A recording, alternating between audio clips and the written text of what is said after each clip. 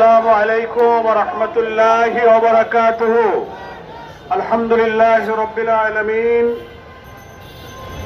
الصلاة والسلام على سيد المرسلين وعلى آله وصحابه أجمعين.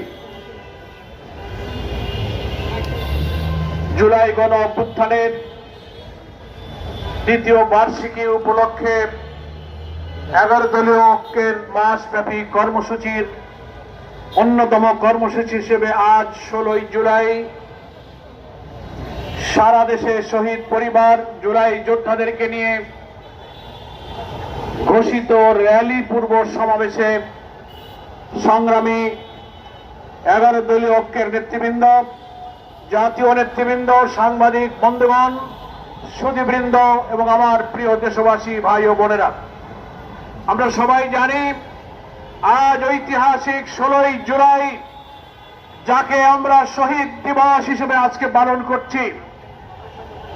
24-এর এই 16 জুলাইয়ে উত্তরাঞ্চলের রংপুরের আবু সাইদের অকুতভয় মৃত্যু ভয়হীন চেতনায় দীপ্ত তার যে শাহাদাত, তাকে যে নিষ্ঠুর ভাবে প্রকাশ্য দিবালোকে হত্যা করা হয়েছিল, তার এই নির্মম নিষ্ঠুর মৃত্যুর দৃশ্য দেশে বিদেশে ফ্যাসিবাদ বিরোধী জনতার চেতনায় শিহরণ সৃষ্টি করেছিল।